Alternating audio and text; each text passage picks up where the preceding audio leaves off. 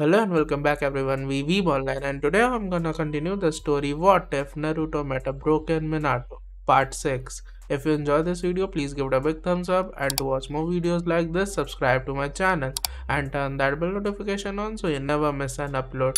Now wasting no more time, let's begin. Minato had just landed when the figure in the black robes attacked, so he had to move to the side, dragging Pakun and Aburame with him. The figure had no red hair and was completely bald, but it was clear that it was one of Pain's bodies because of the metal spikes in the head, the piercings, and the way the eyes moved. As Minato moved into his new spot, a long metal razor with a tail-like end came out from under the cloak and tore it to pieces. Aburame moved to the left, while Minato, who was still holding Pakun, moved to the right. With the cloak gone, two additional sets of arms were visible in addition to two other faces that appeared. Because of the changes to how the body works, this one looks more like a puppet than the others. The second time Minato jumped, he landed next to Itachi. "What do you think of his skills so far?" Minato asked with his eyes fixed on the opponent with 6 arms. He threw a test kunai aiming for the other side of the room only to have it immediately blocked by the long metal tail. Minato noticed that the kunai wasn't just blocked, it was also cut in half. The cut broke the handle, which broke the seal and made the kunai useless for his Flying Thunder God technique. He seems to be more interested in physical attacks. He hasn't done any attacks based on chakra yet. Itachi spoke up. "I think Genjutsu will be able to hurt him." "Then you're a good fit." Minato gave the Uchiha a few of his kunai. "On my signal." Itachi nodded and moved away from Minato as the razor tail lashed out and broke the floor where they had been standing just seconds before. Minato saw Aburame as the bug expert put up a wall of bugs to block Pain's arm from reaching him. When Pain took the arm away, there were still a lot of bugs on it, which made it hard for the arm to move. For a moment, the insect stopped that limb from moving, and Minato ran forward. Itachi and Aburame were only half a step behind Pain, and they were coming at him from 3 directions. Minato threw a dozen kunai at Pain. They were a mix of regular and sealed weapons. Itachi did the same thing and threw another dozen at Pain. The kunai seemed to split in half and then in half again, which made that dozen double again. Pain moved to stop them, spinning his tail and arms through the air while keeping his eyes on Minato's sealed kunai. A lot of them fell to the ground and broke in half like the first kunai. Others disappeared when Pain touched them, which wasted time and movement. But a few flew by Pain, skidding on the floor along the hall. They were normal kunai, so Pain almost didn't notice them. Just as Pain realized that he had made a mistake, Minato reached back and grabbed Aburame. Minato saw the sealed kunai hidden among the normal and took off running with Aburame right beside him as soon as they landed. Minato looked back and saw Pain pull his hand away, revealing missiles in his arm. As the missiles went off and exploded around them, he said to Aburame, "Watch it." They avoided the ones that got close to them, but there were a lot less of them than Minato had heard go off. The rest was taken care of by Itachi. After turning the corner, they were no longer near the battle. As Minato, Aburame, and Pakun ran through the wrecked halls of the Hokage Tower, the sounds of Itachi's fight faded away. In the city under attack, there were piles of rubble in the hallways, and holes and cracks showed that the night sky was lit orange by fires far away. Mintoa thought for a moment that the damage to the walls and structure of the tower made it possible that it couldn't be saved. If they had to switch to Plan B and destroy the building, it might save the Sandaime the trouble of doing it after the battle for Konoha is over. Aburame, Minato said as he turned toward the S-Class records room, a likely place to find information about the mirror. Have your bugs look for any papers signed by Sandaime's chakra, especially if there are a lot of them in one place. The bug master in a mask who was walking next to him nodded, and for a moment he could see a swarm of bugs moving along the corridors and through the cracks. The bugs then disappeared as they moved along the corridors and through the cracks. If the Sandaime is still alive, there will be a lot more things in the building with his signature on them, maybe more than we can get rid of in time. Minato nodded. He knew what was going on. The Hokage's signature would be on any note, order, memo, or other piece of paper that he touched. But the tower was a mess, and many of those everyday papers were lost, scattered, or destroyed. Pain would have put all of the information he found about the mirror in one place so he could do his research. "We'll have to think of everything," Minato said as he turned the corner. "The 3 of us will focus on the most likely places, like the S-Class records room,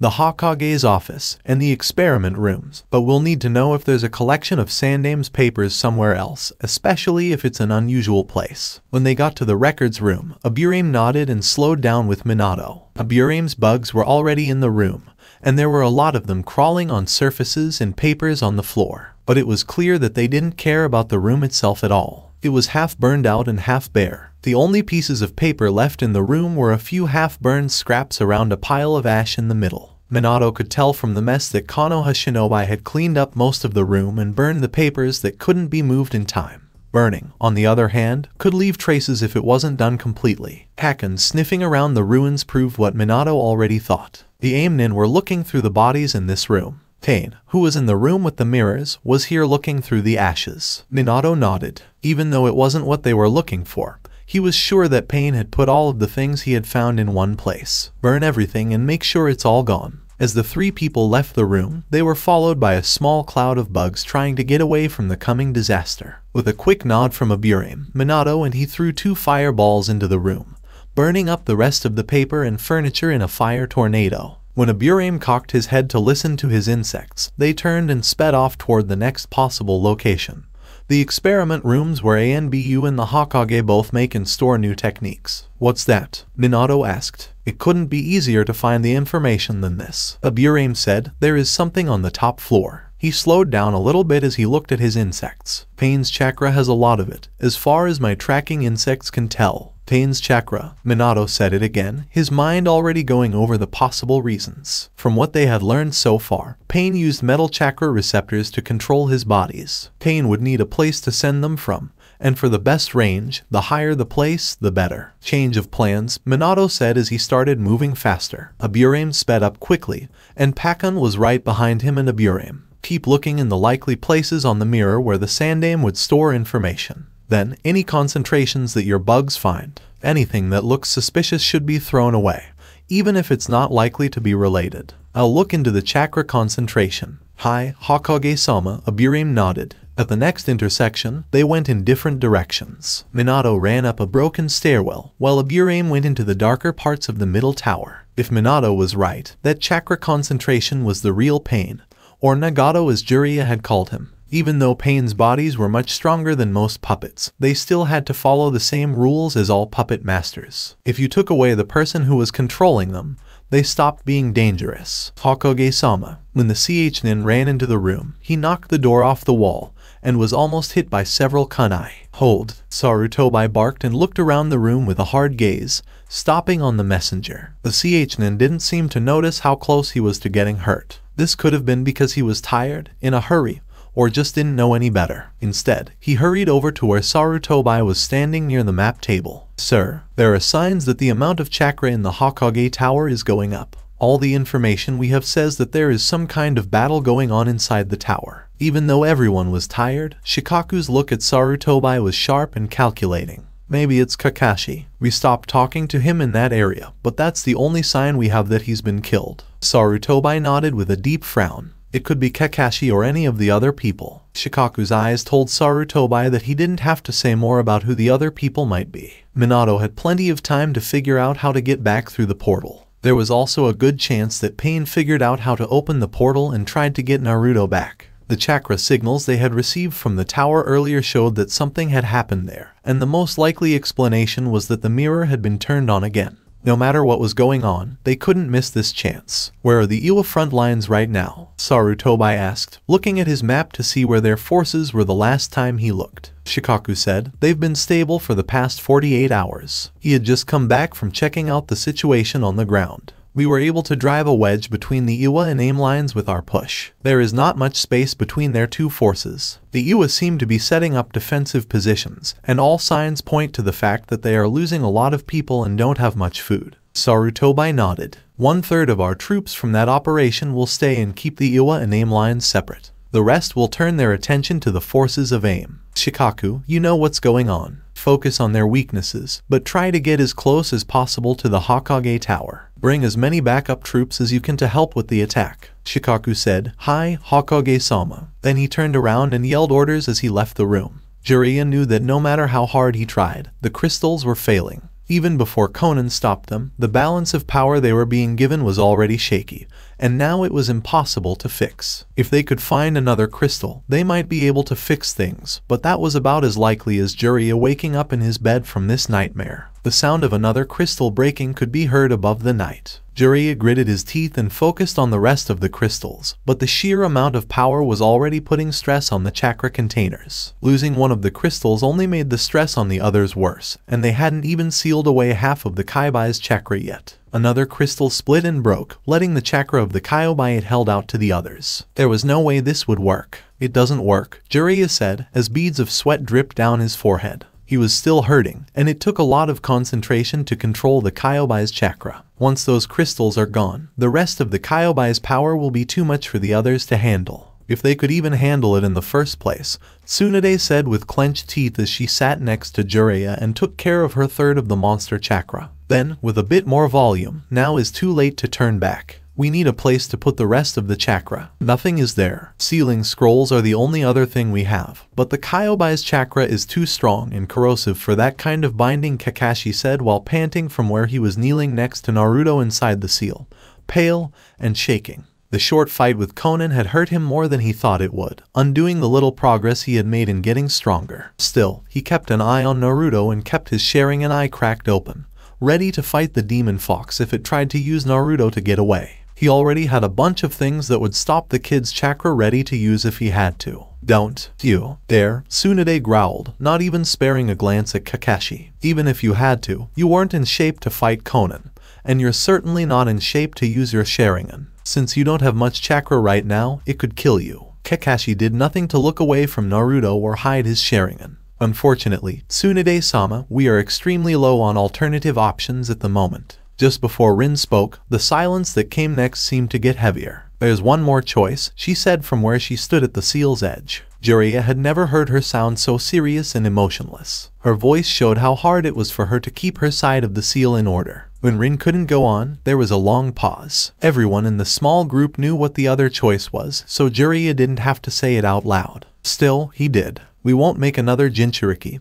he said in a hard, final tone. Right now, none of us are in any shape to deal with it. Rin said with clenched teeth, I can handle it. The seal we're using to push the chakra into the crystals isn't that different from other seals I've seen used on people. Just make a few changes, and you'll be able to seal the chakra inside of me. No, Kakashi snarled, which scared Naruto and made him move away because of how angry Kakashi sounded. Kakashi put out a shaking hand and gently pulled Naruto back to his side, rubbing circles into the boy's back. Jiraiya-sama has already said that we won't make a second Jinchuriki. We'll think of something else to do. 2 more crystals broke into thousands of sparkling pieces that fell into the dark grass and were lost. Jiraiya tried to figure out how long it would take Shikaku's chakra sealer to get to where they were. If the crystals kept breaking at the rate they were, it would be too long. The crystal right next to Jiraiya's left side broke into 2 pieces, just like the rest. Jiraiya took a deep breath, but all that came out was a wet cough that tasted like copper. We might not have any other choices, Tsunade said, looking at Jiraiya with her eyes narrowed.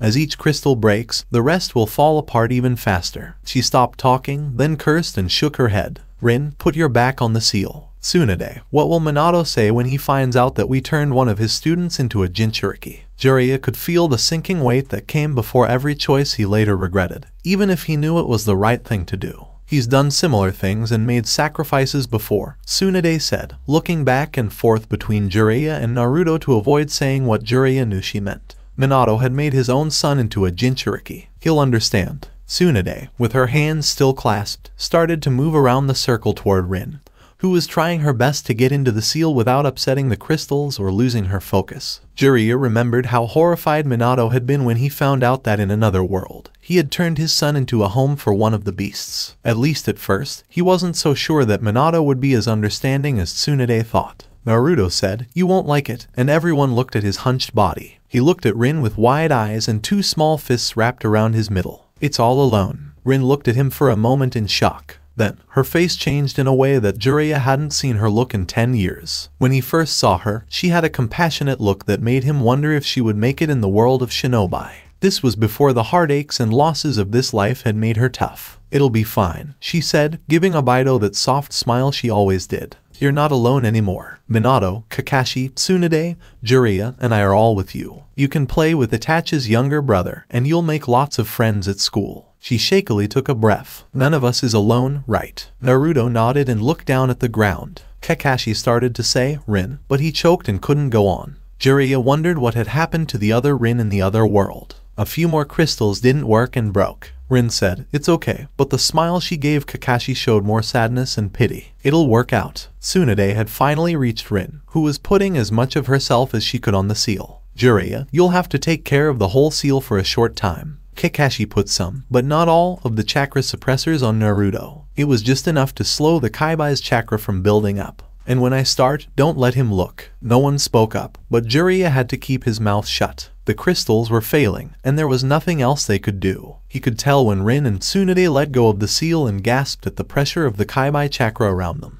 They didn't need Naruto as bait anymore because there was enough latent chakra here to act as its own bait. Every time a crystal broke, the pressure went up. Few crystals were still undamaged, and he wasn't sure how long he could keep the seal in place with Kaibai's chakra trying to get out. Even right now, he could tell that a small amount of Kaibai chakra was getting through the seal to Naruto. It was lucky that it wasn't enough to make Naruto lose control, at least not yet. Jiraiya also knew exactly when Tsunade started sealing. Rin gasped, then bit her lip and moaned in pain. He looked at Kakashi, caught the other man's eye, and lowered his head toward Naruto. Kakashi nodded, turned Naruto away, tucked the boy under his arm, and covered Naruto's ears. Not too soon, either, because Rin started to scream not long after that. Pain gritted his teeth as Kakashi from the other world attacked him again. The mirror made both of them less powerful, but Pain's power was hurt more than Copy Nin's. Pain also had to focus on 3, and soon 4, different things at the same time. Pain had another fight with Itachi, and the injured Konan was moved back through the mirror Konoha without anyone noticing.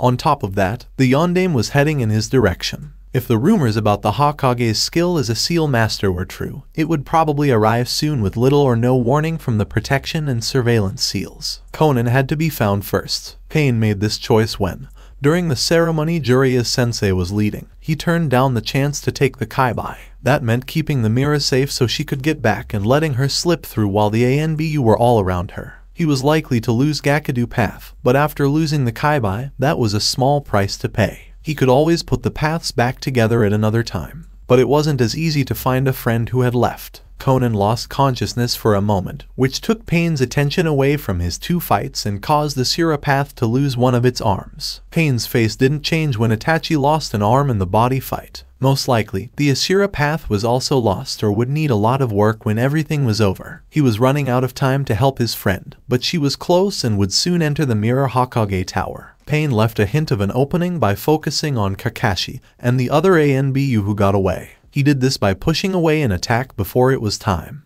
The ANBU, which had less experience and was younger, took the bait and was immediately pulled into one of Pain's metal rods because they didn't think the small push would take long to recover from. Kakashi wasn't so easy to trick, so he was able to avoid the double bluff with ease. But Pain pushed away the ANBU's struggling body, which was still alive but hurt enough to need medical care. Kakashi wouldn't let a teammate bleed to death, so the Copy Nin spent a few moments trying to get his hurt teammate back. During that short break, Pain's other body showed up on the other side of the mirror with Konan. The threat didn't come from where the ANBU thought it would, so for a moment they were caught off guard. Even though Konan was hurt, Nagato knew that the small opening was enough for her to get through. Kakashi was busy helping a badly hurt teammate, and the ANBU was focused on the enemy in the back. The Gakudu Path moved between the ANBU and the mirror, then turned Konan toward the mirror. This stopped the ninjutsu that the ANBU was throwing at the mirror. Konan fell and could barely stay on her feet, but she used the momentum to throw herself toward the mirror. Pain left his position and reached through the portal to pull Konan toward him. As she got closer, he grabbed her arm and held on. Kakashi saw the opening, a real opening, a fraction of a second before it happened. He jumped out of his hiding place, where the injured ANBU was lying wrapped in a hastily made bandage, and attacked. Nagato tried to block the kunai, but it got through his defense and cut deep into his arm. He tried to keep it from going into his body. Nagato had just enough time to get back on her feet, push Kakashi away, and pull Konan back through the mirror to their home world. On the other side of the mirror, the ANBU had switched to Taijutsu and were joined by the ANBU forces chasing after the Gakudu Path. Even though Gakudu Path gave him more eyes and the other side of the mirror was a distraction, and more ANBU forces had just arrived, Nagato thought the odds were against him in the fight. He would have to leave the job. Even though his friend was hurt but still alive, Nagato couldn't bring himself to care. Now that Nagato had Konan back on the right side, the mirror didn't mean much. At best, it could be a distraction that would give him and Konan time to get away. Nagato tightened his grip on Konan by tightening his arm around him. Then he put out his hand and pushed on the door. Pain's weaker attacks hadn't hurt the rubble yet, so it moved right away to the side. Behind him, a few ANBUs screamed in fear as more large cracks appeared in the mirror. They stopped fighting the Gakudu path right away to help stabilize the crystal. Kakashi moved to protect himself and the injured ANBU from the flying debris that was being pushed out of the way, opening the way to the exit. Nagato ran out of the door and through the gaping hole in the wall, pulling the debris behind him. Itachi threw a series of fireballs at Nagato and Konan from the hall, but he made it look like he was attacking the Asura path with a different attack. The Asura path put out an arm, pulled Pain and Konan out of the way, and threw them down the hallway. Nagato ran until the sounds of Asura and Itachi fighting died down and were replaced by the sounds of explosions every few minutes. He slowed down and put Konan down on the ground so he could look at her wounds. "How bad are your wounds?" he asked as he looked at the largest and most recent blood spots on her clothes. As Nagato checked on Konan's wounds, she winced and gasped because of the pain and exhaustion. She said with clenched teeth, "I'll make it. Don't worry, I'll be fine after a little rest. It has more to do with tired chakra than anything else." She stopped talking and avoided his eyes for a few minutes before saying, "I failed to get the Kaibai, and we won't get another chance." Nagato gave a nod.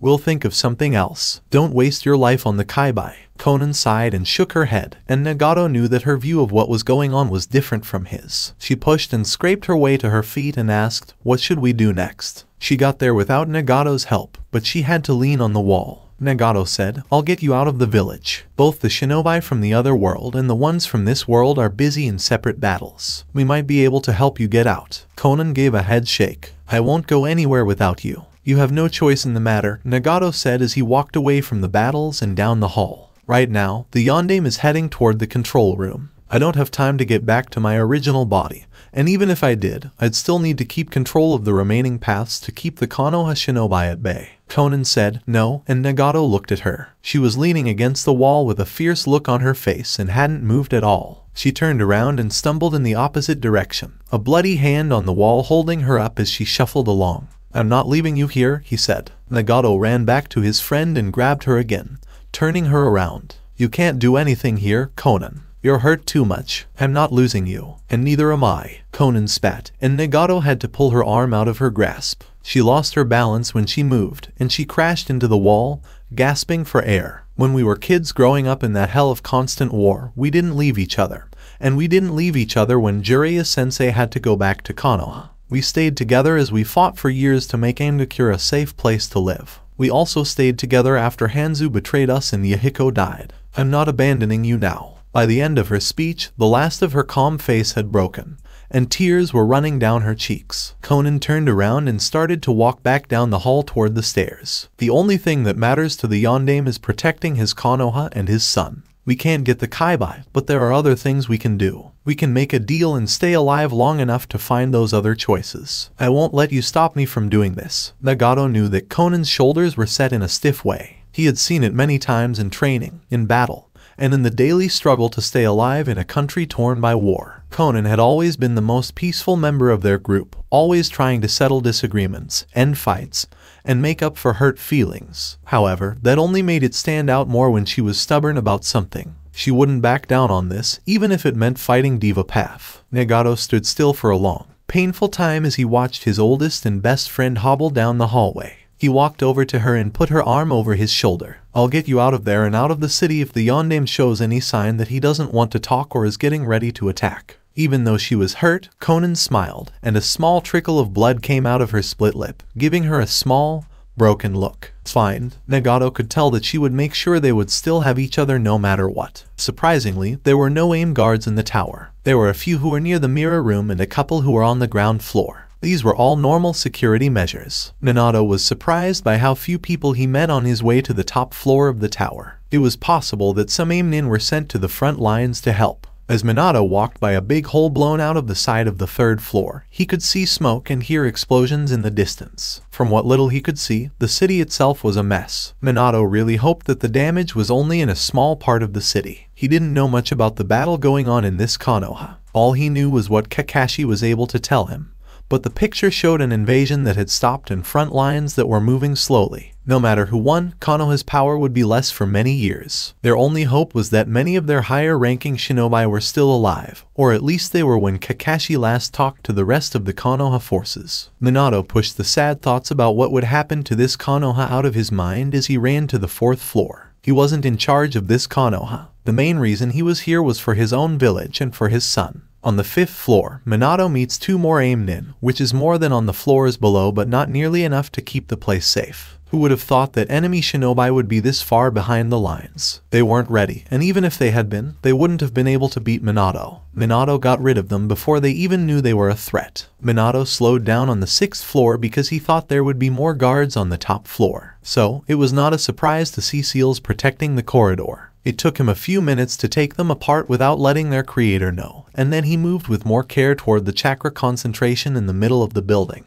Minato could see faint trails of Aburame's bugs leading to and gathering near a door halfway up the hallway. There was a lot of chakra there, so that was probably where Nagato's real body was. There are many possible outcomes. Minato knew Nagato's goals and how far he was willing to go to get them, so he knew there was a good chance he would have to kill Nagato to put an end to this. But since Minato didn't know why Nagato was looking for Naruto, or what kind of person Nagato was, there was a small chance that she could talk to him. Minato walked around the corner into the room with a kunai in each hand and his ANBU mask covering his face. 2 people were in the room. One of them wore black robes and had red hair like all of Pain's other bodies that Nagato controls. The other person was very thin, with limp red hair and paper white skin that looked almost gray. He was strapped into a big machine, and even though he didn't have any heavy facial or body piercings, heavy rods stuck out of his back like twisted porcupines. Minato knew for sure that the man was who he said he was because of the pattern on his eyes. Minato said as he stopped half a step inside the room to greet and introduce Nagato. The machine that held Nagato had wires that went all around the room to 7 large pods. Minato did a quick count in his head, and the last person in a black cloak in front of him was the 7th. So Pain's body wasn't hiding anywhere in the reserves. Even though Minato felt a lot of relief at first, it didn't last long.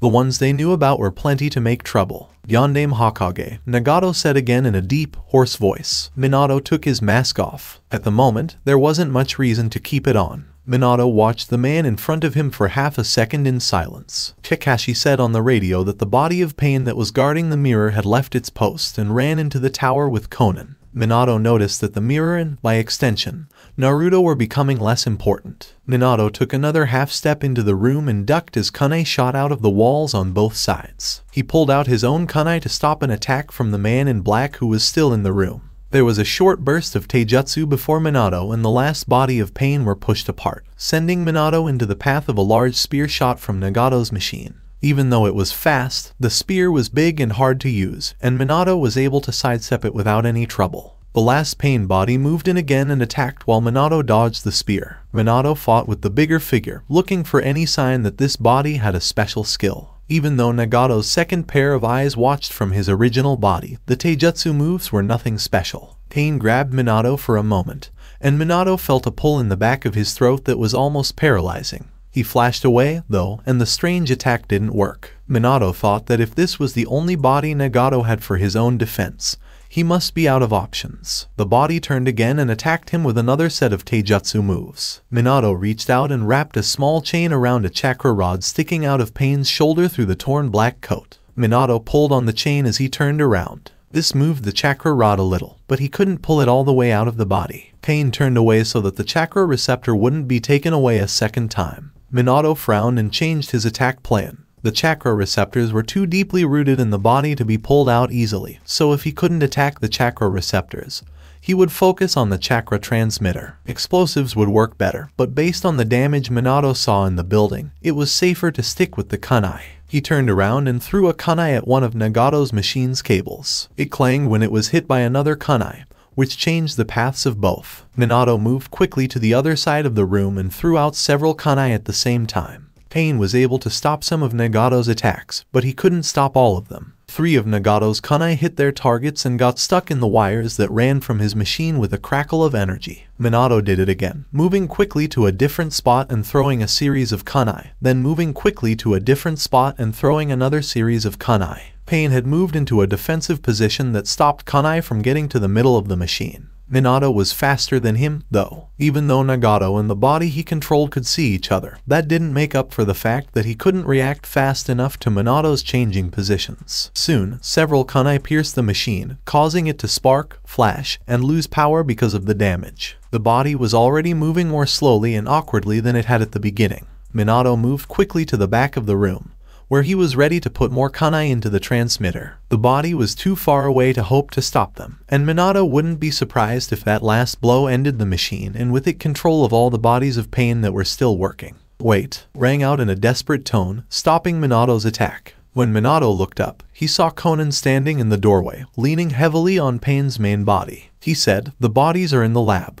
They helped you get away," he said. He should have made sure that all of the chakra receptors were taken out of the bodies he had captured. Minato cursed himself for wanting to get rid of the danger to his village and son so quickly. "Yes," Konan said in a ragged voice. Minato looked at her from where he was. Adding Yahiko's body wouldn't change much about how this fight turns out in the end. Minato could still see that the body was having trouble moving, just like Nagato's other body that was guarding the room. In her hurt state, Konan herself was not a threat. "I've come to talk," Konan said as she gasped for air and caught her breath. She looked like she was about to fall. Minato's eyes moved from the woman to Nagato, who was hanging in the machine almost limp. Minato told him, "You have nothing to talk about." He stayed in place and was ready to strike. Nagato was hurt and at a disadvantage, but he had already shown that he was a skilled opponent and not someone you should give any chances to. Konan gave a head shake. "Yes, we do. You want your world to be safe from this one, right? We have the information we used to turn on the mirror, and without it, no one else will be able to open it again." Minato stood still and looked at her, but she was right. Minato would have been much better off if Nagato and Konan had just given him the information instead of making him search the building for it. "You will immediately pull all of the forces under your command out of the city. You will also leave all of this equipment and the different bodies used as the paths of pain behind. Once you have left the city, you will offer terms of surrender to the Sandaime Hokage, and help him defeat the Iwa forces if they decide to stay in the village." Minato looked at Nagato. Even though Konan was the one who started the talks, it was clear who would make the final decision. Nagato growled, "We won't give up and leave ourselves in the hands of the Konoha shinobi. And we won't leave our friend's body behind," Konan said almost at the same time as Nagato. "Take your friend's body with you," Minato said after a quick thought about where Obito's body was buried in a cave. "But the rest stays here," he said, pointing to the broken equipment that let Nagato control all of his bodies from one place. "And you will offer terms, at the very least promising not to attack Konoha again or help her enemies in the future." Nagato stared at nothing for a long time, only to betray them and kill them in the future. He muttered. Minato said, "I can't tell what this Konoha will do in the future, so my only other choice is to kill you now. And the cycle of hate goes on," Nagato said with a huff and a bitter laugh. Minato frowned at the comment because it made him think of Jiraiya's long-standing problem, which she would sometimes bring up when she was thinking deeply. Nagato was without a doubt one of Jiraiya's students. But Minato didn't come here to talk about philosophy, and he didn't have much time. Hatred only lasts as long as we let it control us and make us want revenge. I won't kill people for no reason if I can help it. But don't think I won't kill you now if there's no other way. Nagato, Konan said after a moment of silence, drawing the attention of the redhead. The fact that they just looked at each other and said nothing told Minato that they were still talking. "Very well," Nagato said. "We'll leave Konoha. I don't command the Iwa forces, and I won't betray them, but we won't attack Konoha again." Minato gave a nod just as an explosion went off nearby, and made the building shake. As the lights flickered, dust and small gravel fell from the ceiling onto them. Everyone stopped what they were doing and listened. Another blast went off, but it was far away and only made a small pop. "Give the command and stop all fighting." Nagato took a deep breath and then gave a small nod. There was a moment when he closed his eyes and his face turned serious. Over the earpieces that the invading force wore, Minato could hear Itachi talking. Itachi said, "Hokage-sama, Pain has stopped his attack, and Kakashi was right behind him." Kakashi said, "The body attacking on the other side of the mirror has also stopped." This confirmed Minato's conclusion that the lab body had come back to life. Itachi spoke up again. "The person in front of me is walking toward the door. Do you want me to follow?" "No," Minato said in a low voice that could be heard in the quiet room. "Maintain your position." Minato kept his attention on Nagato as he lowered his kunai. Nagato stared at his friend Konan for a long time, speaking in a silent language that only people who have known each other their whole lives could understand. Well, Minato said. Nagato looked at Minato for the first time since they agreed to the terms. I'm telling my people to leave. The information we used to turn the portal back on is on the 5th floor, the 4th door from the stairwell, he said. Several more explosions, like staccato notes, went off in the distance. Aburame, Minato muttered, covering his mouth with a hand this time. Be careful. 5th floor, 4th door down from the stairs. Aburame said, Hi, Hokage-sama, and the earpiece went silent. Minato would find out quickly if Nagato told the truth. Minato looked at the 3 people in front of him. The reanimated body was in much better shape than the 2 people who were still alive in the room. Since I know what you can do with this machine, I don't plan to leave it alone. Do you need one of your men to help you? You won't have to do that, Nagato said. He turned around and looked at Konan. She nodded and grabbed the door frame for support as Yahiko's body moved toward Nagato. Nagato reached out and grabbed Yahiko by the shoulders, pulling himself out of the machine as the body turned around. As Nagato left the machine, the other body, which was the one Minato fought when he first entered the room, fell over. Yahiko's body stumbled and almost fell over, but when Nagato grabbed 2 large metal piercings on the back, it righted itself, like a puppet whose master lost control for a moment. It reached down and grabbed Nagato's still legs so it could ride on his back. Yahiko's body moved away from the machine and carried Nagato to where Konan was leaning against the wall to keep herself steady. Aburame's voice came back through Minato's earpiece and said, Hokage-sama, there is a lot of Sandaime research here, and a lot of it has to do with the mirror. Minato said to the AIM shinobi, burn everything and make sure nothing is left standing. Then meet up with Kakashi and Itachi when the job is done. Go, Minato said. Get out of here before there's no way out, and don't ever come back. Minato waited until they left, then drove his kunai into the machine. There were sparks, and the device made a very loud whining sound. Minato put a few explosive tags on the machine just in case, then ran around it quickly and followed Nagato and Konan out to the hall. Konan hobbled along, one hand leaving a trail of blood as she pulled herself along with the wall, and the other gripping Yahiko's arm as Nagato moved the body that was carrying him. Minato watched as they walked toward the stairs. He moved away from the door and set off the explosive tags. The blast made the building shake, and a quick check showed that the tags had done their job, turning Nagato's machine into a mess of broken wires and twisted metal. Minato shook his head and picked up his scattered kunai. Now, all that was left to do was get Kakashi back to his home world, where he was hurt, and destroy the damn mirror for good. Minato used one of his many kunai on the floor to move quickly to the mirror room. Kakashi sat on a piece of the ceiling that had fallen near the mirror and pulled his hitai down over his eye. Itachi stood in the hole that used to be a doorway and kept one eye on the outer hall that led to the mirror room. The mirror looked like it had seen better days. It was surrounded by the broken pieces of a room, and dusty sunlight came through cracks and holes in the ceiling. The cracks on the mirror had broken up and grown until they covered almost every part of its surface. Some parts of the mirror were so broken that it was impossible to see what was on the other side.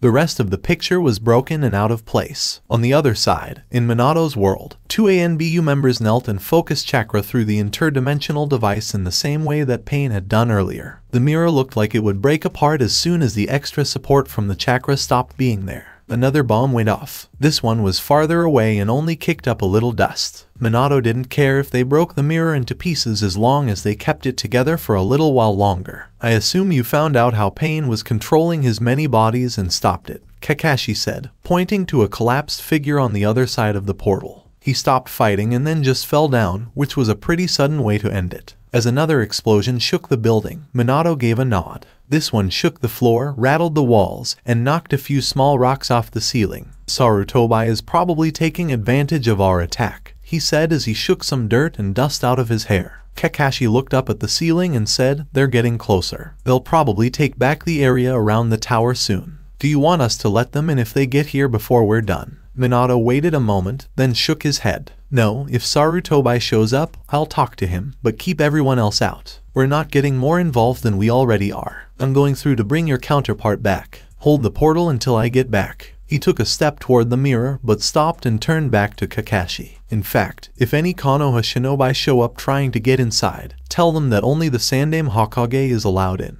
I'd like to talk to him. Kakashi nodded with the same expressionless face he always had. I have no idea what that will be about, he said with dry sarcasm as he followed Minato through the mirror. When they failed in their attempt to trap the Kaibai chakra in something other than a person, they felt the kind of pain that comes after a bitter loss. It was a mix of failure, disappointment, depression, anger, and the physical pain that usually follows these kinds of things. Kakashi had felt this kind of pain before, first when he lost his father and then again when he lost Obaido. Rin's death was even more shocking because he knew that he had killed her. Minato and Kushina's loss was made even worse by the fact that they couldn't even try to help. Each time hurt more than the last, but this time Rin had been hurt again, and he couldn't help but feel like he was to blame. If anything, their sad group moved even slower than they did on the way to the training fields earlier in the night. Jiraiya was out of breath as Tsunade pushed him in his wheelchair. Kakashi and Naruto were struggling to keep up with them, and Rin, who was in the other wheelchair, fell down. She was only half awake and in no shape to walk after being sealed.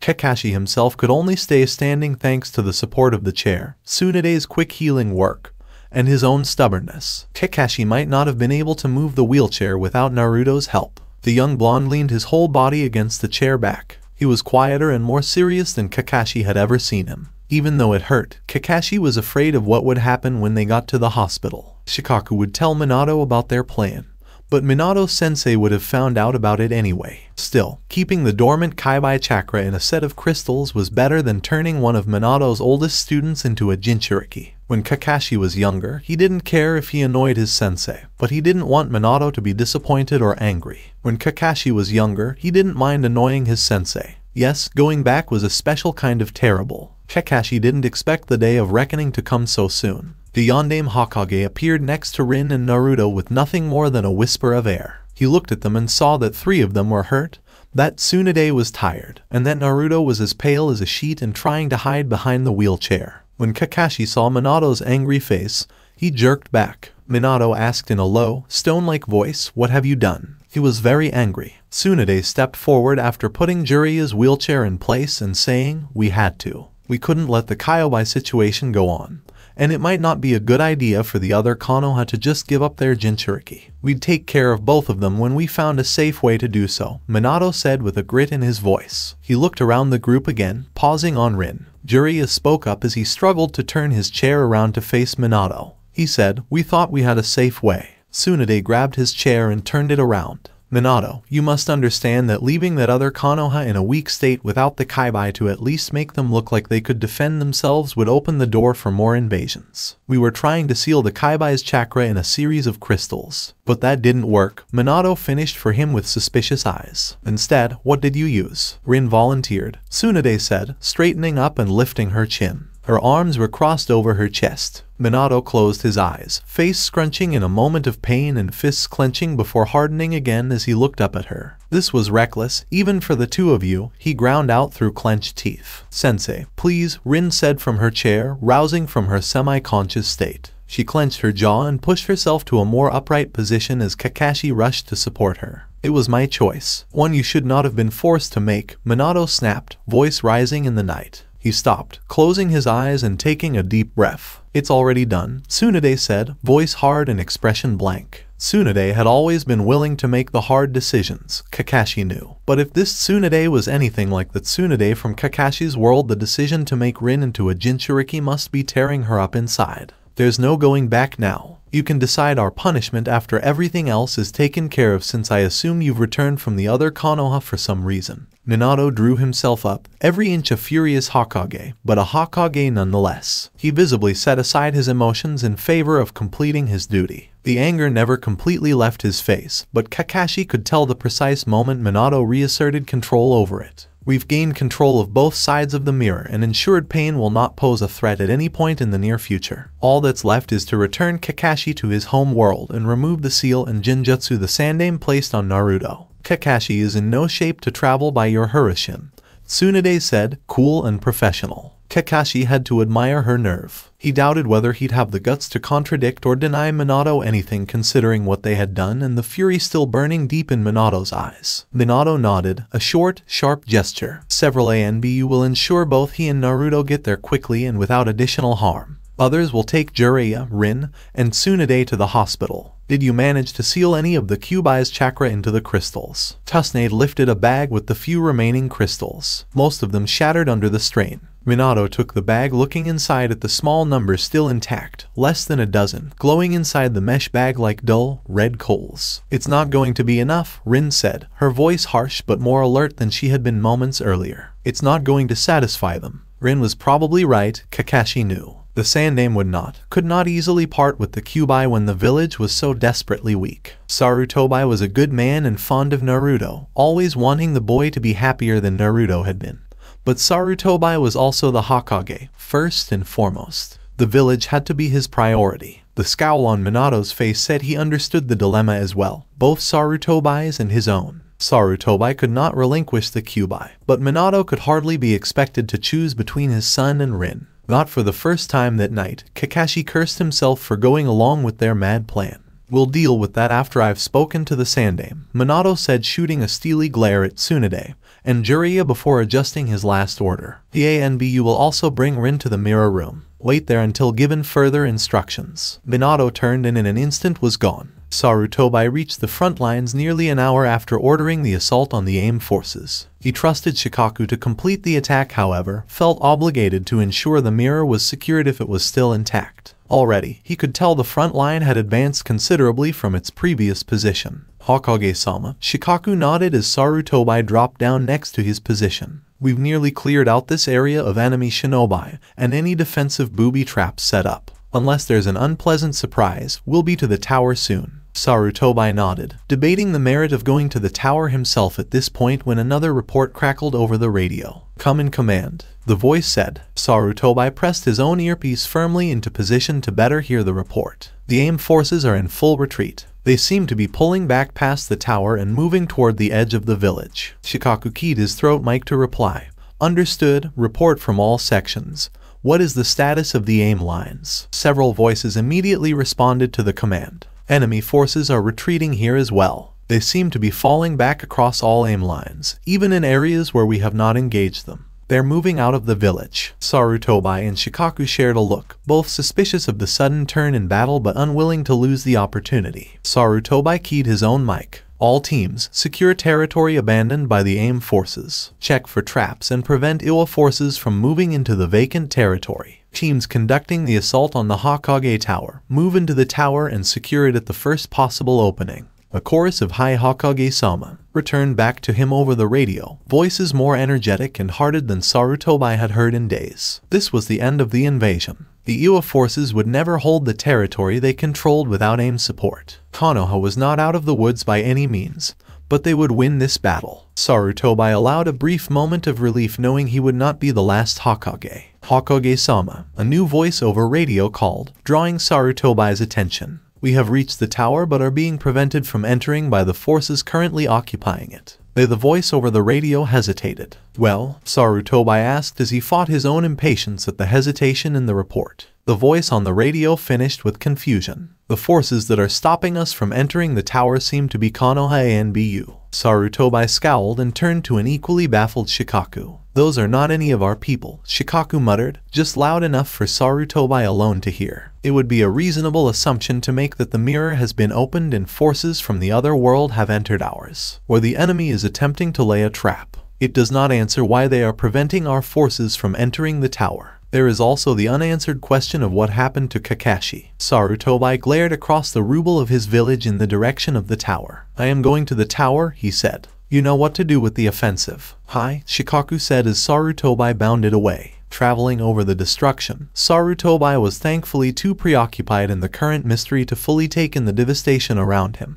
Buildings lay toppled or faceless. The streets were blocked with debris and wreckage, some turned into barricades at defensible points. Seeing his beloved Konoha reduced to such a state paled in comparison to the human toll and casualties they had sustained. They were supposed to be past this, Sarutobi thought with bitter regret. The shinobi wars were meant to be a thing of the past, at least until his time was over. Men as old as himself should not preside over the funerals of the village children. The tower loomed ahead of Sarutobi, cracked open like an empty shell. He kept his eyes moving, his senses open even though the enemy was supposed to be gone. It was times like these in apparent safety that people became sloppy. Sure enough, no one stopped or attacked him as he drew near the tower. Another shinobi did draw parallel, but it was one of Satobi's own scouts that had sent back reports on Aim's retreat. Hokage-sama. The scout gasped, but quickly recovered. The others are up ahead, but they won't let us enter the tower. A Konoha ANBU called them to a halt and challenged them to identify themselves before advancing. It is the Sandame Hokage, Sarutobi called, certain he recognized the voice as one of the Aburame clan. But equally certain the Aburame were fighting in another section of the city. It only confirmed his theory that while these were Konoha shinobi, they were not his Konoha's shiboi. You and you alone may continue, the ANBU called back. Sarutobi stepped forward, but the scout moved to stop him. Hokage-sama, how do we know this is not a trap? There's no reason our own people would keep us out of the Hokage Tower. It's not a trap, Sarutobi assured the younger shinobi, but if anything goes wrong, you'll follow Shikaku's instructions until I return.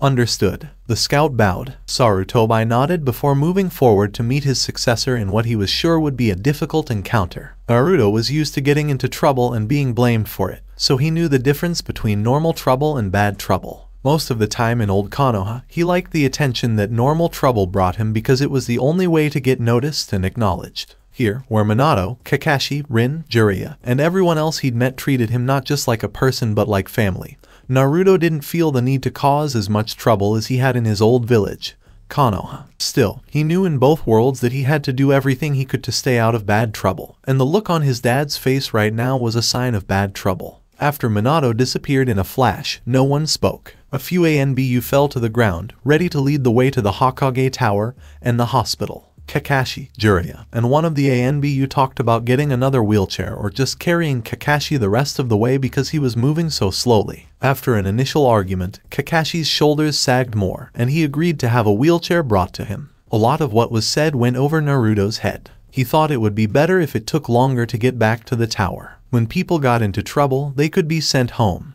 which was also a bad thing. After all, they were going back to the tower to send Kakashi Jiji back. Who was to say that Minato and the others hadn't changed their minds about sending Naruto back as well? After all, Naruto knew that he could be a big problem in the other Konoha. They were only out here because of Naruto and Kaibai. If Naruto hadn't been carrying the Kaibai, there wouldn't have been a problem. If he had been able to control it and been stronger than the Kaibai, like his dad thought he could be, there still wouldn't have been a problem. Even if Naruto hadn't come to this world, nothing would be wrong. Naruto wasn't sure how he could have stopped any of those things from happening, but he thought he might have been able to. Even so, the fact that they were in that field because the fox's chakra was drawn to Naruto was still a bad sign. People got hurt even though they tried to help Naruto so he could go outside without worrying about hurting anyone. Jiraiya looked worse than before, and so did Kakashi and Rin. Naruto stole a look at the doctor as another ANBU pushed Rin's chair. Rin was like him now. Naruto didn't want to think about whether or not Rin liked him. He thought that if she did, it wouldn't matter because he would probably be sent back to his own world and she wouldn't have to see him again.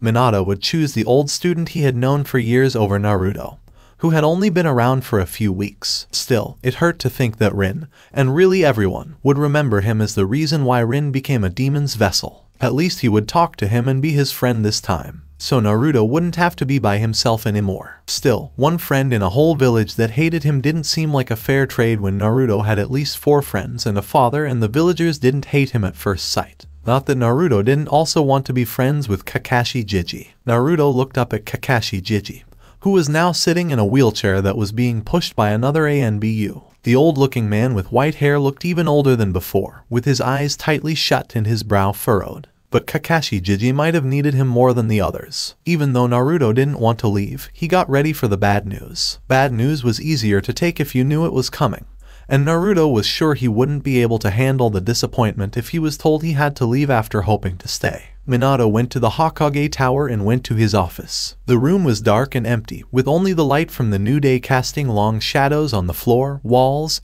and furniture. Minato could have gone straight to the mirror room, but he needed a moment to get himself together. Minato frowned as he looked down at the bag of chakra crystals. The idea that Jiraiya and Tsunade had gone behind his back and made another Jinchuriki made him angry and sad at the same time. He He was angry at being left out of such an important decision, and he was sad because it brought up painful memories. They knew that Minato didn't like the practice, no matter what his partner had done to Naruto. Minato remembered how badly Kushina had been hurt, and he also knew that Naruto had been hurt in a similar way, or even worse. Minato put the bag on the desk and paced around the room, clenching his fists and grinding his teeth. Thinking about that made him feel worse, not better. At the very least, he could talk to Sarutobi about that subject in just a few minutes. There was still the question of how to punish at least 3 of the people involved. Kakashi wasn't from Minato's world, and he was about to go back home, which could be seen as a punishment in and of itself. Since Naruto was a child, he couldn't be blamed for what the adults around him did.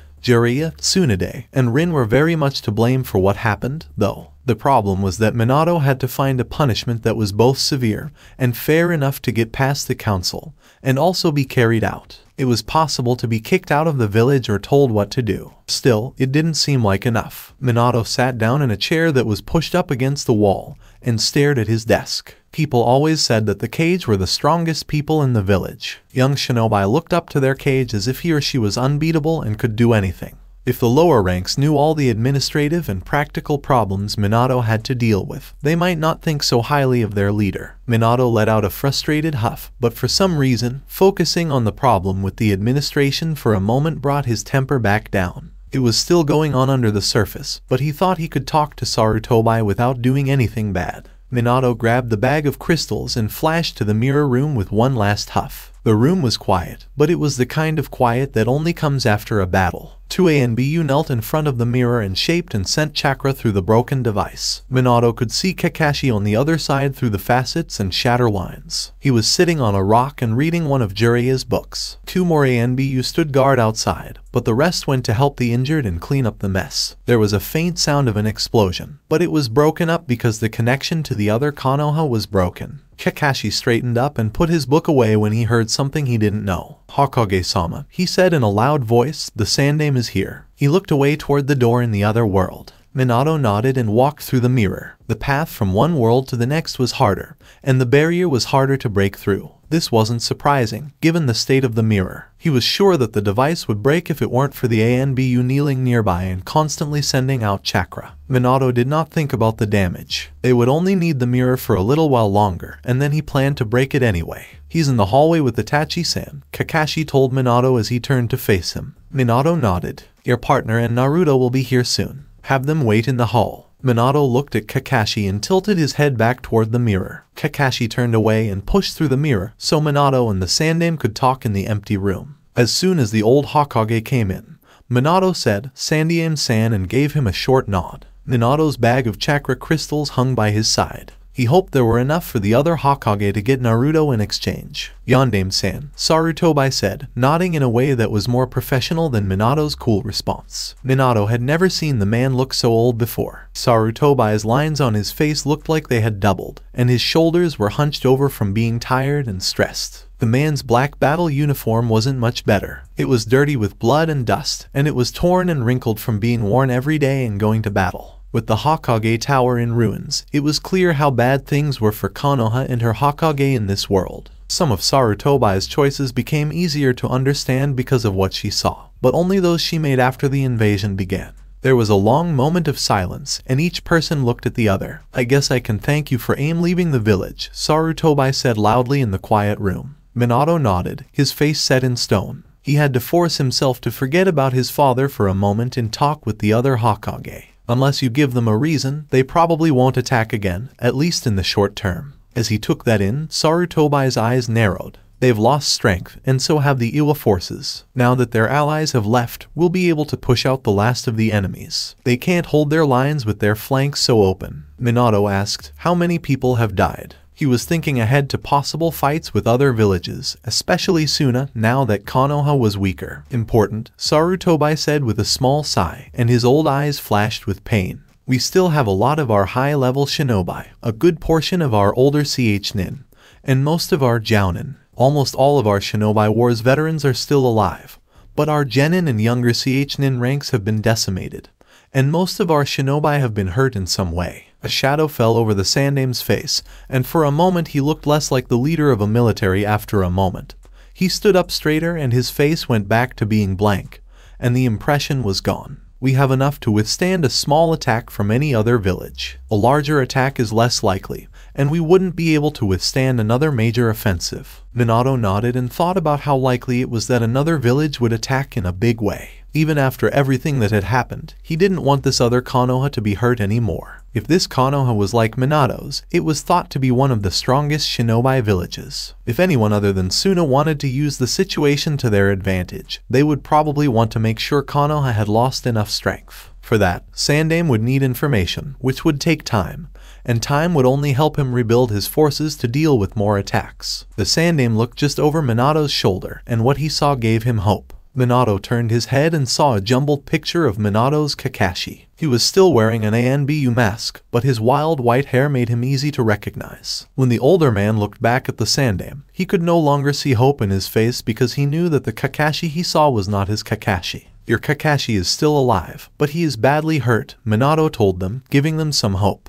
He'll be back to see you soon. Thank you, said Sarutobi, whose mouth opened for a moment before closing and making a grimace. The space between them was filled with tense silence as the Sandaime tried to find the right words. The man was probably hesitant because Minato's face was getting harder. Naruto, Minato said at last, breaking the silence and getting them to talk about the one thing they both really wanted to talk about. Sarutobi's eyes were closed for a moment, but when she opened them, she looked straight into Minato's with a firm gaze. Yes, Sarutobi said, not a question, more an offer to continue. Minato asked, why did you try to keep his existence from me? As a Hokage, he had learned to stay calm by focusing on the needs of the village. But the hot anger he had felt earlier was quickly taking over. Sarutobi straightened up a little bit more, looking almost like a man on trial. I didn't tell you about him because I didn't think it was important at the time and because it would have caused you pain, which is something I would never want. Minato bit back. But you went through the pain Naruto went through in his life. Sarutobi's calmness only made Minato more angry. I know what abuse looks like, and I know how Jinchuriki, especially those without families, live their lives. Another flash of sadness and regret went through the Sandaime, but a moment later he felt calm again. Naruto hasn't had an easy life. The village didn't react to him the way I had hoped they would, but he's been safe there, even if he's not fully accepted. Safe? Minato's blue eyes flashed. You use the word loosely. Physical safety isn't the only thing to worry about when raising a child. How long has Naruto been alone? When was the last time, before he came to us, that someone told him he was loved, wanted, or even just tolerated? When was the last time anyone even tried to show him those things? He's always afraid we'll leave him. He doesn't know how to get our maybe a small part of her was still alive in Minato when he stood up for her son when he was hurt. The Sandaime didn't say anything, and he didn't say anything either. Minato finally said, with disappointment like a wound, he's my son, Sarutobi. You should have taken better care of him. I know, said Sarutobi. If I could change the past. His frown got deeper for a moment, and he looked around at the broken room and shook his head. There are a few things I'd change, but the past is gone and can't be changed. Minato stopped for a moment to give his old friend and predecessor a chance to say anything else to defend him. When he heard nothing else, Minato put his shoulders back and got ready to fight if he had to. I'm having Naruto stay with me. The Sandaime let out a heavy sigh that held the weight of years. He said, I didn't want you to keep the boy, but his tone was more one of resignation than surprise. Minato said, with a harder tone than he meant, sometimes things happen that you don't want to. He grimaced as he realized it and reminded himself of the hard decisions he would have to make as Hokage. Minato couldn't fully judge the man in front of him if he didn't know how things worked in this world. Keeping this in mind, Minato tried to soften his tone, but it didn't work. What kind of life would he have if he went back? The same as he's had until now, loneliness and resentment. Naruto living like that for too long will backfire on the village you're trying to protect. He'll grow up only knowing hate, and he'll have no loyalty to the village or any of his comrades, people who should be his. Naruto does deserve better than what this village has given him. Sarutobi agreed with a nod. But the council won't let us lose the Kaibai so easily, not when we're so weak. The old man looked inward, weighing his options, instead of directly questioning Minato's plans. Minato said in a hard voice, you have no say in this and no way to stop it. Tell them Naruto died in the battle. That will buy you time until they find out otherwise, and maybe they won't find out the truth at all. He looked down at the sack in his hand, which he had almost forgotten about in the conversation so far. Minato held up the peace offering and said, "Here, chakra crystals that have some of the Kyobai's chakra in them." Sarutobi nodded and took the bag. "Thank you. They might help calm down some of the hardliners who want to take action," he said. He then took a deep breath and looked like he was thinking about what to say next. "It's true, I can't help Naruto. We don't have the power to stop you and fight you at the same time.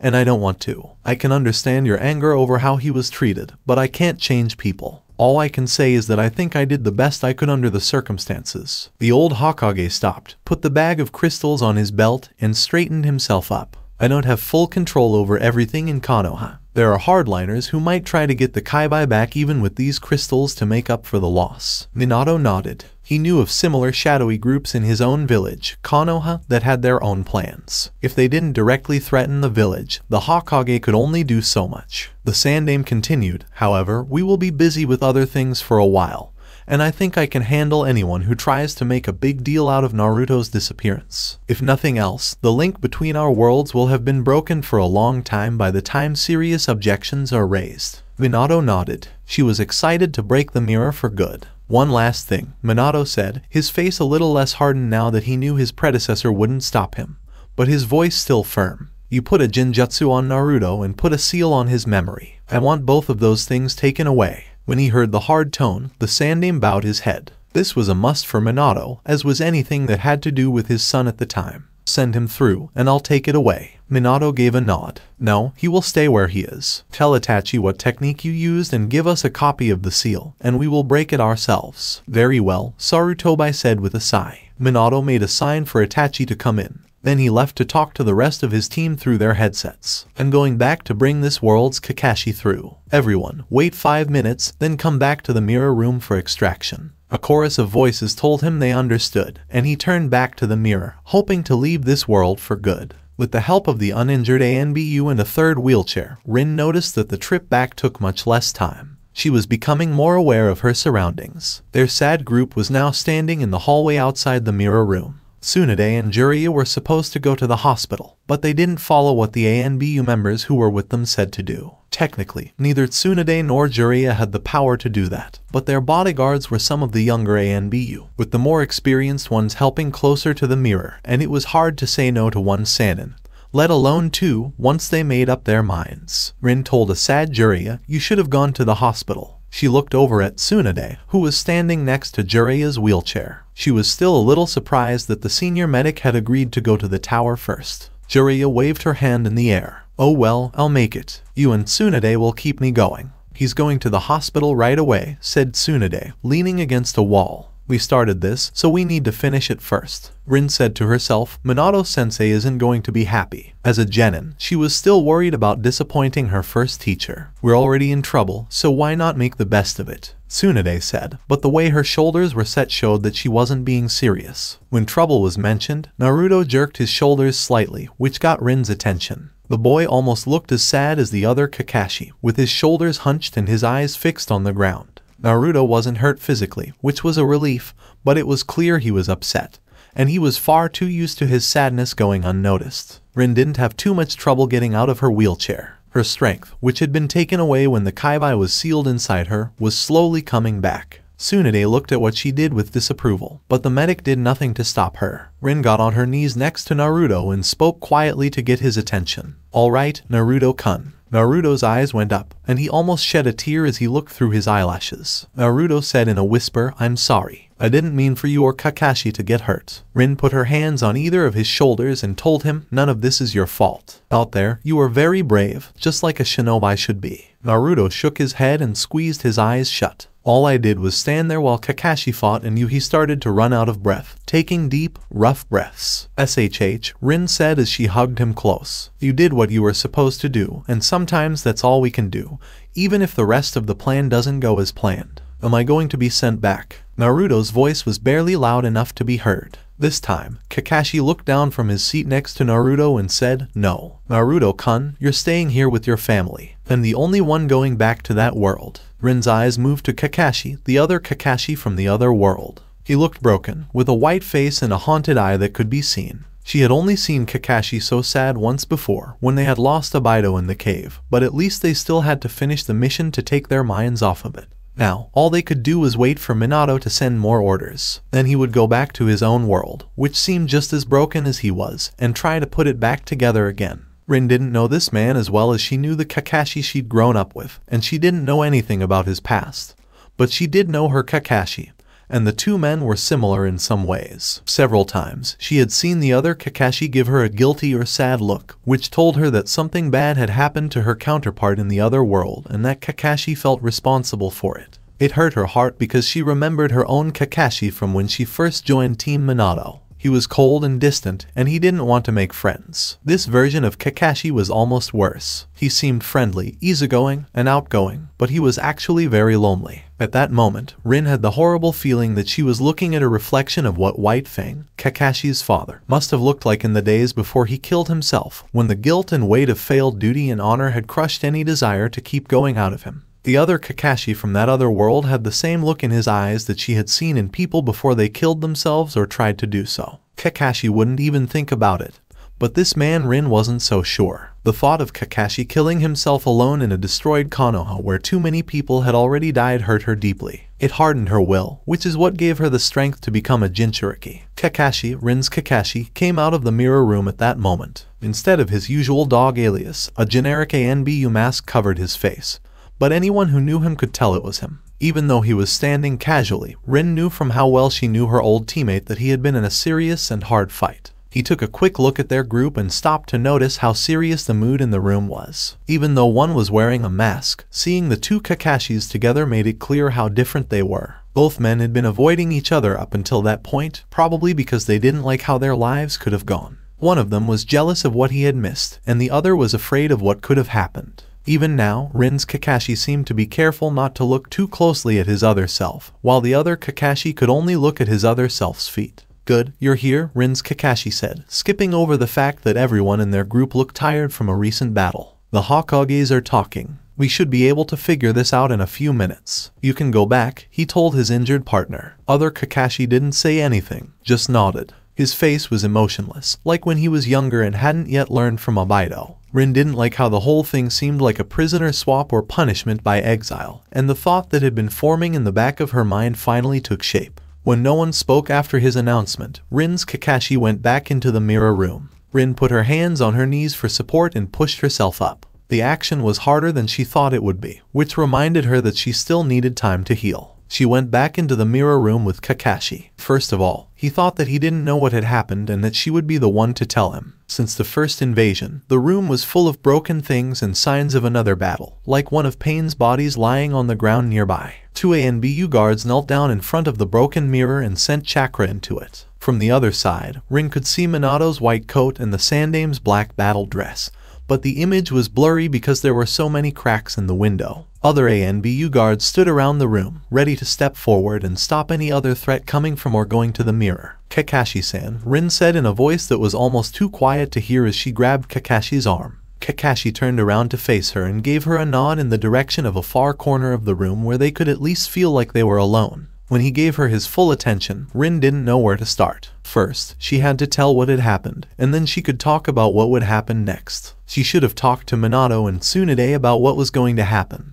But Kakashi was her oldest friend and was more like a brother to her than a friend. They had been through the worst things together, and if Minato was likely to agree with her idea, she needed to talk to her dear friend and try to explain. "Yes?" Kakashi asked, taking a quick look back at the mirror to see how the Hokage's conversation was going. Since they wouldn't have much time, Rin had to get right to the point. "There's something I need to tell you. Tonight, while you were gone, Jiraiya, Tsunade, your counterpart, and I tried to catch the latent Kaibai chakra with Jiraiya, Tsunade, and your counterpart." "What?" Kakashi asked, a frown under his mask making itself known. "How did you plan to do that, especially without Minato-sensei or Itachi there to stop the Kaibai's chakra if something went wrong?" Rin told herself to treat it like giving a report on a mission. Just say what really happened. She could take care of her own shock about what happened later. "We used Naruto as bait and then trapped the chakra in modified chakra crystals. We plan to use them as collateral for the other Konoha since they wouldn't get the Kaibai back." Kakashi got stiffer with each word, until he finally shook his head.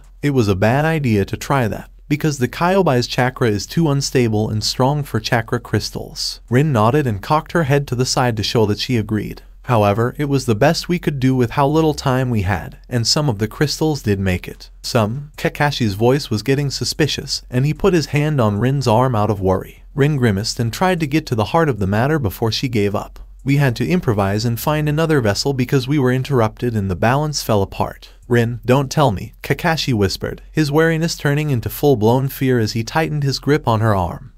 Rin nodded. There was nothing else we could do, and we had already agreed to go through with the plan, so we couldn't back out. Kakashi just stood there and looked at her in shock. Rin wished she could see his face and tell what he was feeling so she could know how to respond. The mask helped him stay anonymous in the other world more than it did here, but protocol said he had to keep it on until the mission was done. Kakashi jerked his head toward the other people waiting in the hall and spat out a nasty curse. Don't blame them, Rin said quickly as she rushed out. Because he had lost Abido, Kakashi had always been careful to keep her safe. It got better over time, but it never really went away. I offered to help, and it was just as much my idea as anyone else's. Kakashi's head moved to the side, almost as if he wanted to look back out into the hall, but he didn't take his eyes off Rin. Even more, his shoulders tightened as if he was getting ready to speak.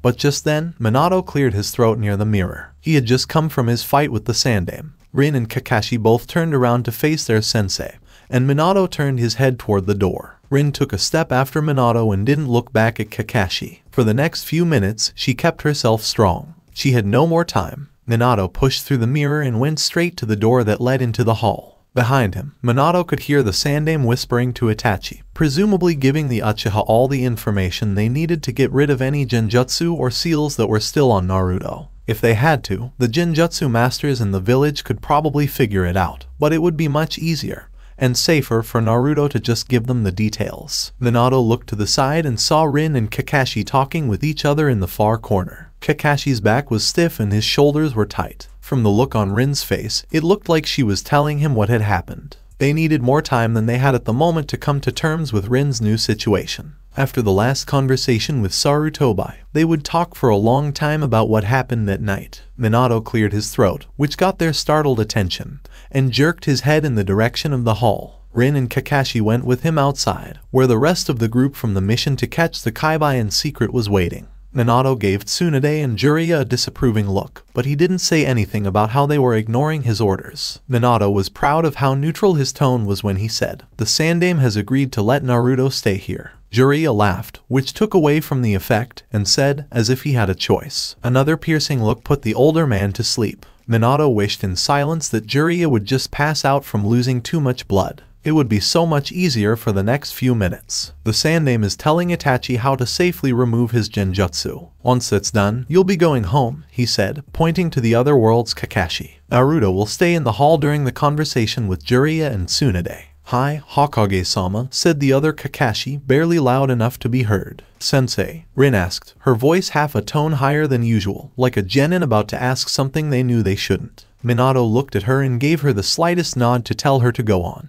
Rin took a deep breath and looked at Minato with a pale face. "I think we should think about the fact that I might go to the other Konoha." When she said that, there was silence, and a deep frown formed on Minato's face. From the corner of his eye, he could see the other Kakashi, who was almost as pale as his hair and had wide open eyes and an open mouth. Minato's Kakashi stiffened up next to Rin and jerked around to face his longtime friend. Even though the mask still covered his face, it probably made him look like his opponent. "No," he said in a quiet voice because the question was for the Hokage, but it could still be heard. Minato could see why someone would act quickly. He cared about Rin as much as anyone else in the village, but he had to push down his initial emotional resistance. This was something the Hokage had to take care of first. Why would I send one of my well-trained shinobi to that other world after they agreed to my terms? Rin kept talking while keeping her eyes on Minato and sticking out her chin in a determined way. Because they don't have a chance right now. Even if we push the invaders out, there's nothing to stop Suna or Kumo from taking advantage of Konoha's weakness. Having a Jin, Rin stumbled over the word and closed her eyes briefly before continuing.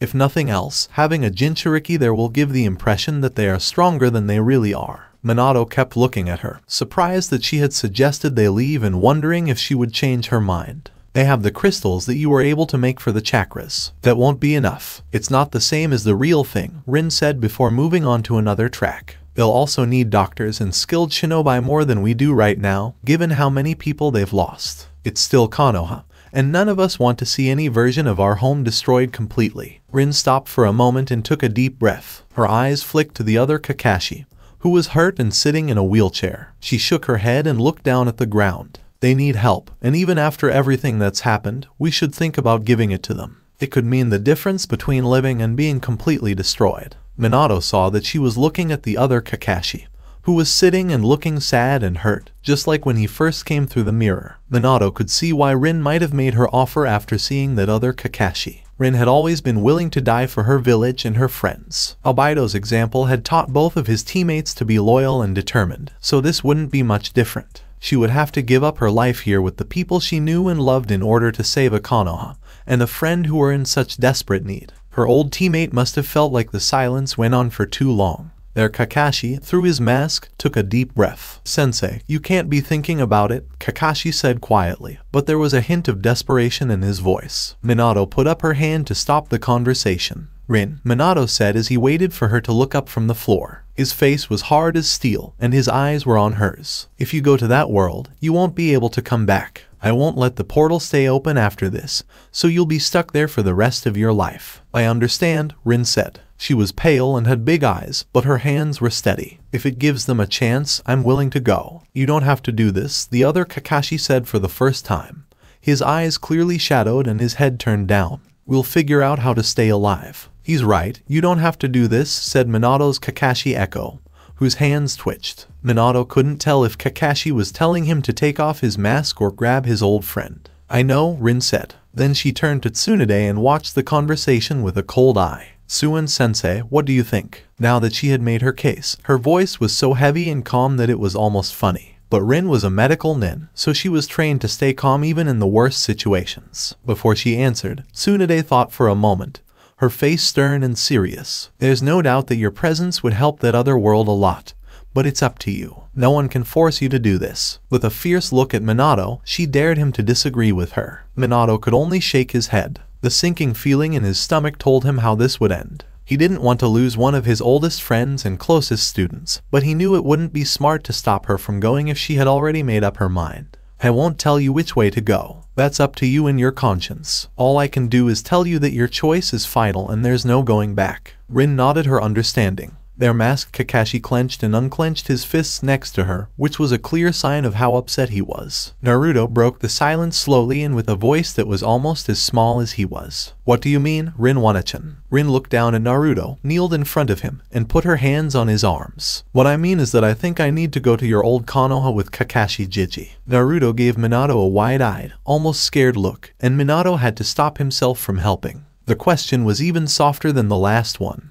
"But you're not being punished, are you?" Minato missed something that happened between Rin and Naruto while he was gone. Rin gave a head shake. "It's not about getting in trouble. It's about doing what's right and taking care of the people we care about." The look of confusion and fear on Naruto's face got a little better. You can count on the youngest person in their group to get what Rin was trying to do the most. "Hokage-sama," said one of the ANBU guards from inside the room. He didn't want to interrupt, but enough time had passed that it was time to do so. "They're all set for the swap." Minato nodded as Rin put her arms around Naruto. "Give them all kinds of trouble, but don't forget to be nice to others," Rin told him before letting him go. She pushed herself up, and as she did so, she bounced a little. She walked up to Tsunade and Jiraiya and bowed. Tsunade gave her a thumbs up in return. Rin grabbed the other Kakashi's wheelchair and pushed it toward the door into the mirror room. She didn't stop until Naruto jumped forward and grabbed the armrest. Naruto asked his own Kakashi, "Are you leaving now?" Kakashi nodded. "Thank you for taking care of me in the afterlife." "I wish." The other Kakashi said, "Me too, Naruto-kun. But you'll be better than fine here," he said. Naruto looked around at the people around them and smiled. It was only a quarter as bright as his usual smile, but it was sincere and hopeful. Kakashi said, "Goodbye, Naruto-kun," and Rin pushed him out the door. Minato followed them with his own masked Kakashi, whose steps were quick and tense. The view to the other side was so bad that it was hard to tell the Sandaime, Itachi, and the rest of the invading force apart from each other. Time was running out because the mirror was breaking. Rin stopped and took a deep breath when she saw the mirror. She looked at Minato, who was standing behind her. "Thank you, Minato-sensei, for everything," she said with a deep bow. When she stood up and looked at him, Minato put his hand on her head. This was something he used to do to his younger students. Both Rin and Kakashi were too old for the gesture now, but it didn't matter. Minato said, "Thank you, I know you'll do well." He sounded like a father, even to himself. "Be careful over there and take care of yourself." And him, she didn't say, but Minato could tell she had heard it. Rin smiled, and her smile was only a little bit sad. Then she looked at her own Kakashi, who was struggling to stay in control. She didn't say anything, she just walked up to him and gave him a strong hug. Their masked Kakashi answered the same way, and each tried to tell the other what they had meant to them over the years. When they went their separate ways, Rin gave one last wet smile and croaked. "I'll be fine," Kakashi said, just above a whisper, "I know you will." Rin pushed the wheelchair forward when she turned around. To get through the mirror, she had to lean into the push. The people waiting on the other side helped by pulling the chair through. She had to move it back and forth to get around the broken pieces, but she finally turned it so that she and Kakashi, who was sitting down, were both facing the gateway. At one point, Minato could see and hear her talking to the other people on his invasion team. This made the Sandaime and Minato's team have a short conversation. The broken, weak words came through the mirror in pieces. Aburame finally took a step forward and gave Rin his mask. She bowed to him and the others, and Minato's team went back to its own world one by one. Itachi was the last one to go through, and he gave a formal nod to show that everything was okay. The ANBU who was putting chakra into the mirror stopped and moved away from it. Even though the flow of chakra had stopped, the mirror still held together. The image only flickered slightly. "Watch out for her," Minato's Kakashi shouted loudly to his counterpart. The answer was a faint but clear "I will." As the three blurry people on the other side raised their hands to say goodbye, Minato took a step forward and called out a Rasengan. He was careful not to touch the surface as he rammed the jutsu into the mirror's center, right where some of the biggest cracks met. Before the mirror broke and fell to the floor, the image on the other side flickered and went away for a split second. The sound of the broken crystal adding to the silence as Minato and those around him looked down at the sparkling pieces. The stupid thing had caused so much trouble. Minato couldn't make himself feel bad about it when he turned around and saw Naruto peeking around the corner, unaffected by the sight of the broken mirror, as Tsunade's hand reached into view and pulled him away. Minato said, "Have this cleaned up and put the remains in S-class artifact storage," and he and Itachi ran out of the room. Even though Naruto seemed to be able to look into the mirror room with no trouble, Minato still wanted Itachi to get rid of any effect the Sandaime's genjutsu might still have. Outside in the hall, Tsunade and Naruto were facing off, and Naruto's initial excitement could still be seen in his tense posture and tight frown, even though he was tired and stressed. Jiraiya finally gave up because he was too tired and hurt. His head was tilted at an odd angle in his chair, and his eyes were closed. "Tsunade-san," Minato said as he pulled the medical nin away from Naruto's cheek where she was scolding him. "I think Jiraiya needs to go to the hospital," I said. "Hi Hokage-sama," Tsunade said, adding the title to make up for ignoring Minato's instructions earlier. Minato watched as she pushed her old teammate down the hall, and then looked back at him to see what was going on in the mirror room. Kakashi was still standing and looking down at what was left of the mirror, which was his broken link to his oldest friend. Too many of Kakashi's friends and family had to leave him in the past. Minato knew that he would be okay, but he also knew how hard the next few days and weeks would be for Kakashi. Minato's serious face broke into a small smile when he looked back at Naruto. They had lost one link, but now they had time to make a new one. Minato pulled Naruto close to him and pointed to Kakashi's mask. "Naruto-kun," he said, "why don't you go get to the NBU there? He's going to be your guard for the next few weeks. We're going home." The smile on Naruto's face wasn't as bright as it could have been, but it was getting there. When the word home was said, the tightness in his body went away. Naruto yelled, "Yes," and rushed forward to grab Kakashi's hand. Naruto told ANBU-san, "Come on, ANBU-san. We're going home." So this was the end of this series. If you wanna watch more series like this, subscribe to my channel. Till then, we weeb offline.